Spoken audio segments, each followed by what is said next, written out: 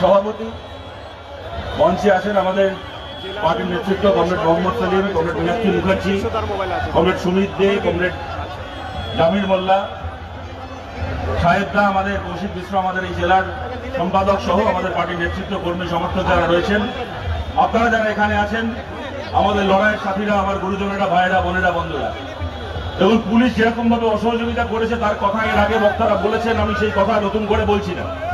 আমি খালি এইটুকু বলছি, হাজার চেষ্টা করেও, তৃণমূলের হাজার দালালি করেও পুলিশ পারেনি আমাদের সমাবেশকে আটকাতে। আপনারা সঙ্গে থেকেছেন বলে, যদি আপনারা সঙ্গে থাকেন, ওরা আজকে সমাবেশ আটকাতে পারেনি, কালকে বিধানসভায় যাওয়ার লড়াইও আমাদের ওরা আটকাতে পারবে না, যখন ওরা দালালি করবে। আমাদের রাজ্যে এখন রাজনীতির নামে কি হচ্ছে রাজ্য জুড়ে আপনারা দেখছেন। নরেন্দ্র মোদী এর আগে দেখিয়েছিলেন কিরকম ভাবে ধর্ম দিয়ে, কিরকম ভাবে মন্দির বানিয়ে রাজনীতি করতে হয়। অযোধ্যায় মন্দির তৈরি করেছিলেন, তো আরএসএস এর ওই একই পাঠশালা ছাত্রী মমতা বন্দ্যোপাধ্যায় যে কাজ আজ অব্দি বিজেপি কোনোদিন ভারতে করতে পারেনি, সরকারের টাকায় মন্দির তৈরি, সেই কাজ মমতা ব্যানার্জি করে দেখিয়ে দিয়েছেন পশ্চিমবাংলায়। একটার পর একটা দীঘা থেকে শুরু করে রাজারহাট সরকারের টাকায় মন্দির তৈরি হচ্ছে।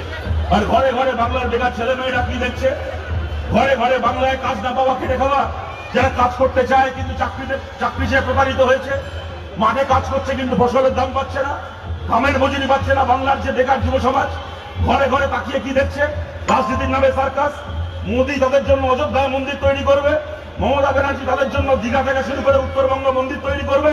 আর ঘরে ঘরে বেকার ছেলে মেয়েরা কি করবে, তারা হাতে কৌটো নিয়ে ওই মন্দির মসজিদের সিঁড়িতে বসে ভিক্ষে করবে। তারা জীবনে চাকরি বাকরির মুখ দেখবে না, তারা জীবনে কাজকর্মের মুখ দেখবে না। রাজনীতির নামে এই সার্কাস চলবে আমাদের যাচ্ছে।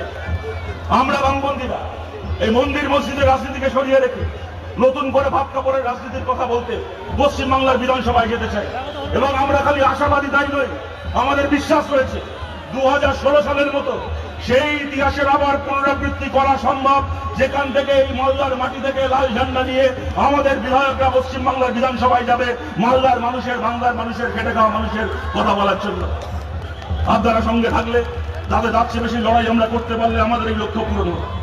এবং এখানে দাঁড়িয়ে বিজেপির নামে, তৃণমূলের নামে ঘন্টার পর ঘন্টা গালাগাল দিয়ে যাওয়া যায়, তো ওদেরকে গালাগাল দিয়ে ওদেরকে পাল্টানো যাবে না। বিজেপি রাজনীতি বলতে বোঝে কাজ না করে ধর্মের সুরসুরি দিয়ে মানুষের ভোট পাওয়া রাজনীতি। যতদিন বিজেপি আছে ততদিন এই রাজনীতি চলবে। এই মালদায় 2019 সাল থেকে বিজেপি এমপি পেয়েছে, একাধিক এমএলএ পেয়েছে। 2016 একজন এমএলএ জিতেছিল, পরবর্তীকালে এই ইন্ডিপেন্ডেন্ট সহ আরো ওদের এমএলএ জিতেছে। এই মালদা জেলা গঙ্গার এপার থেকে শুরু করে একেবারে কোচবিহার পর্যন্ত এই উত্তর বাংলা একের পর এক পরপর দুটো লোকসভা নির্বাচনে, পরপর দুটো বিধানসভা নির্বাচনে